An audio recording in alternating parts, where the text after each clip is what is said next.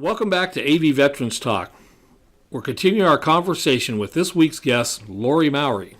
So, Lori, you're sharing those stories, and I was thinking of your wonderful program you had over there that followed the journey of some Wisconsin veterans and how local people, joined in and made something great happen for those veterans like that. And I think here in the Antelope Valley, we have that same journey going on.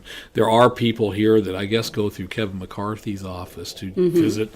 And aren't they opening that up also for Korean War veterans now? They are. As the World War II veterans, are passing away at higher rates. Now they're opening it up to the more recent war experiences. And Chris Ward over here at Congressman Knight's office gave us some applications to have on hand. They are willing to help with that process as well, even though it goes up north a little bit. Right. They're avid supporters. We're really lucky to have the local representatives that we have. I know. When patients come to you, or I guess we call them patients, or whatever, when they come to you, and there's that desire, I've had it happen here with like Bill Clutterham or whatever, to where they're dying. They've got terminal cancer. Are you healthy enough to make that trip?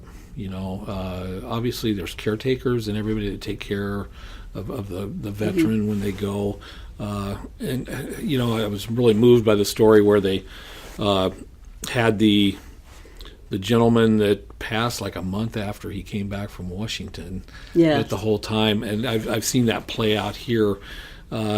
When hospice is involved with that, is it a struggle? I don't know what I'm trying to get here. I mean, how hard is that? It can be, but we firmly believe that people have business they need to resolve before they pass away.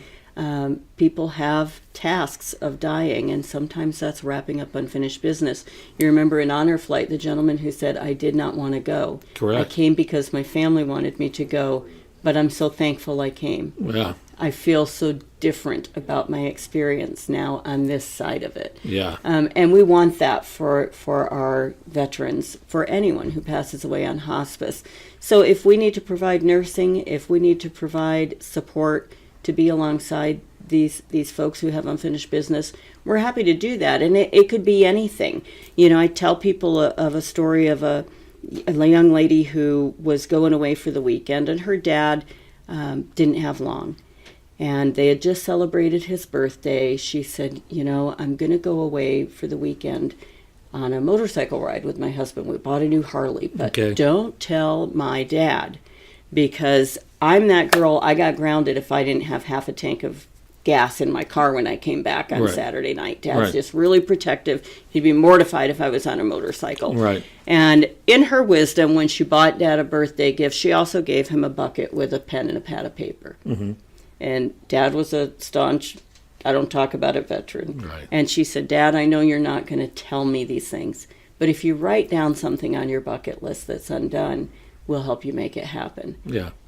And the only thing he wrote down on his bucket list was, I want to take a motorcycle ride. Oh, wow. I've never ridden a motorcycle. She was blown away. She made it happen. Ron Emard here in town, who's so generous with charities, helped.